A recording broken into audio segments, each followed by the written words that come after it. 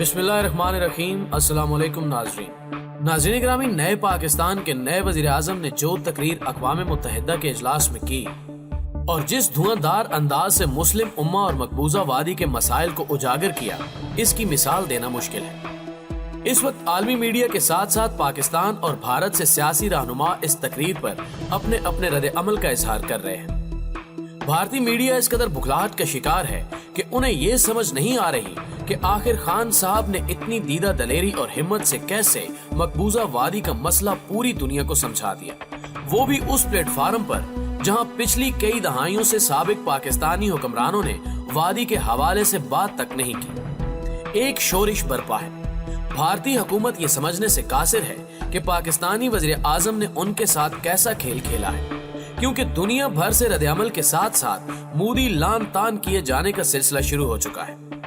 इमरान खान की तकरीर पर किसने क्या कहा, इसको आज की वीडियो में डिस्कस किया जाएगा। दोस्तों, आप देख रहे हैं यूट्यूब के इस मुनफरिद चैनल जिसने आज की ज़ेरे नजर वीडियो के लिए इमरान खान के अल्फाज को मौज़ूद सुखन बनाया है, जिसके चर्चे पूरी दुनिया में हो रहे हैं। अमरीकी अवाम भी पाकिस्तानी हीरो की फैन होती चली जा रही है। तो हम वीडियो में आगे बढ़ने से कबल हस्ब रिवायत चैनल पर नए आने वाले दोस्तों से दरखास्त करते चलें कि पहले सब्सक्राइब करते हुए साथ मौजूद घंटी के बटन को भी दबा दें, ताकि हर नई आने वाली वीडियो की नोटिफिकेशन आप तक बाकायदगी के साथ पहुंचती रहे। नीज हमारी काफियों का सिला हमारी वीडियोस को लाइक करके जरूर दिया कीजिए। तो आइए नाजरीन, चलकर आज के इस अहम मौजू का आगाज करते हैं। मुअज़्ज़िज़ ख़वातीनो हज़रात, किसी ने सच कहा है कि शेर को सोते में भी छेड़ने से गुरेज करना चाहिए।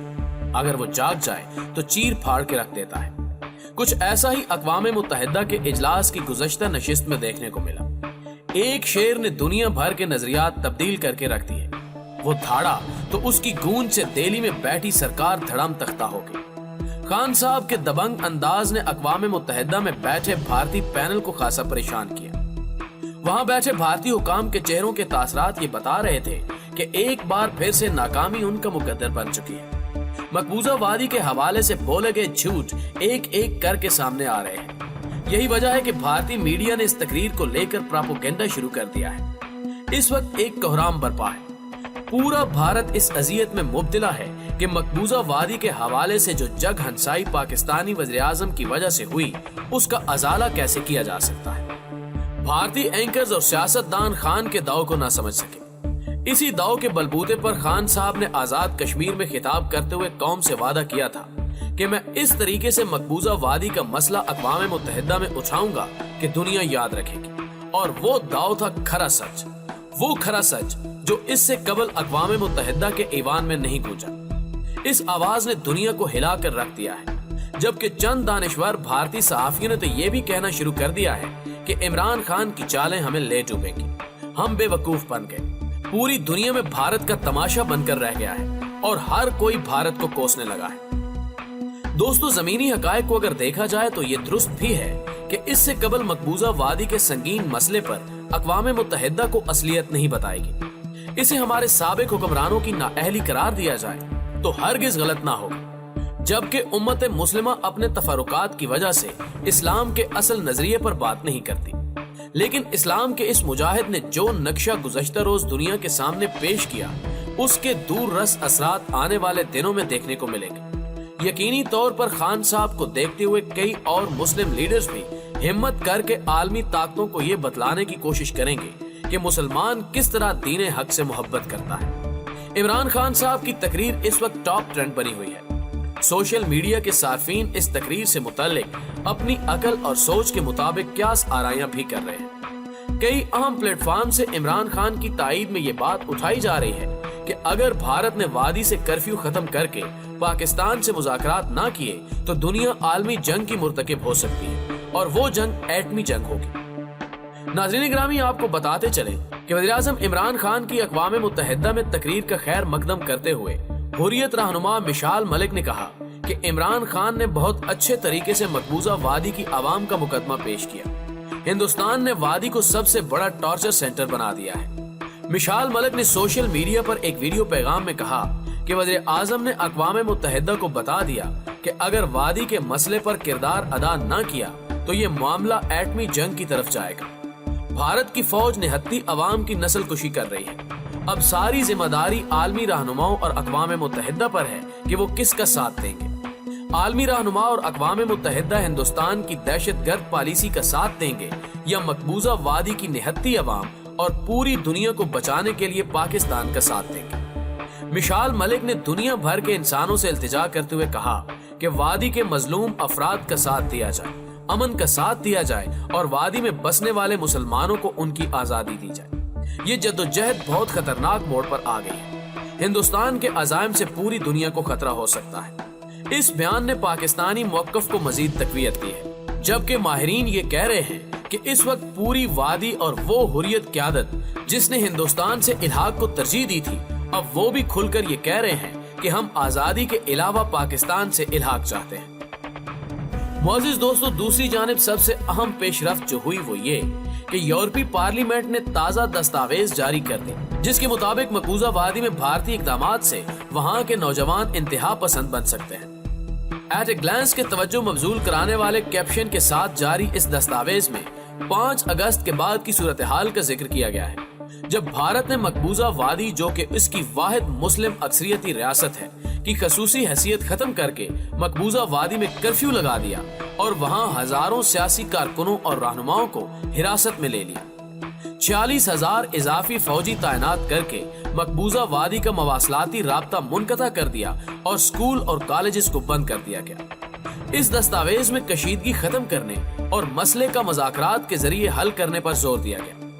عالمی میڈیا کا حوالہ دیتے ہوئے اس دستاویز میں بھارتی فوجیوں کے ہاتھوں مظالم، مواصلاتی رابطوں کے منقطع ہونے، اپنے خاندانوں سے الگ ہونے اور ادویات کی قلت کی وجہ سے مقبوضہ وادی کے لوگوں کی پریشانیوں کا تذکرہ بھی کیا گیا۔ یہ خدشہ بھی ظاہر کیا گیا کہ اس صورتحال سے ایک بڑا انسانی بحران پیدا ہو سکتا ہے۔ دستاویز میں یہ بھی خبردار کیا گیا کہ اگر صورتحال یہی رہی تو مقبوضہ وادی کے نوجوان مستقبل میں انتہا پسندی کی طرف مائل ہو سکتے ہیں۔ اس دستاویز میں گزشتہ سال جون کی اقوام متحدہ کے ہائی کمشنر دفتر برائے انسانی حقوق کی رپورٹ کا بھی حوالہ دیا گیا ہے، جس میں دعویٰ کیا گیا تھا کہ کشمیر میں انسانی حقوق کی بہتری کے لیے کوئی اقدامات نہیں کیے گئے۔ ناظرین گرامی، یہ وہ تبدیلی ہے جو خان صاحب کی تقریر کے بعد دیکھنے میں آئی۔ عالمی رہنما تشویش میں مبتلا ہو چکے ہیں کہ اگر بھارت اور پاکستان جنگی میدان میں اتر گئے تو انہیں روکنا ناممکن ہوگا اور یہ جنگ دنیا بھر کو شدید متاثر کرے گی۔ یہی وجہ ہے کہ آج دنیا بھر میں اس مسئلے کو سنجیدگی سے لیا جانے لگا ہے۔ نیو یارک میں اقوام متحدہ کی جنرل اسمبلی کے اجلاس سے خطاب کرتے ہوئے چین کے وزیر خارجہ نے کہا کہ مقبوضہ وادی کا مسئلہ تاریخ کا چھوڑا ہوا ایک تنازع ہے۔ چین کسی بھی یک طرفہ اقدام کی مخالفت کرتا ہے جو صورتحال کو پیچیدہ بنائے۔ اس مسئلے کو UN چارٹر، اقوام متحدہ کی سلامتی کونسل کی قراردادوں اور 2 طرفہ معاہدوں کی بنیاد پر مناسب اور پرامن طریقے سے حل کیا جانا چاہیے۔ اس کے علاوہ جو خبر بھارتی میڈیا کے ٹی وی چینلز پر ڈسکس کی جا رہی ہے اس سے بھی آپ کو شناسائی دیتے چلے کہ اقوام متحدہ کے اجلاس میں عمران خان صاحب سے پہلے نریندر مودی نے تقریر کی، تاہم قانون کے مطابق اسے صرف 15 منٹ کا وقت دیا گیا جس میں مودی نے اپنی بات مکمل کرنی تھی، جبکہ عمران خان نے ایک اور تاریخ رقم کرتے ہوئے 45 منٹ تک تقریر کی، جبکہ ہر رہنما کو اصولی طور پر صرف 15 منٹ کا وقت دیا گیا تھا۔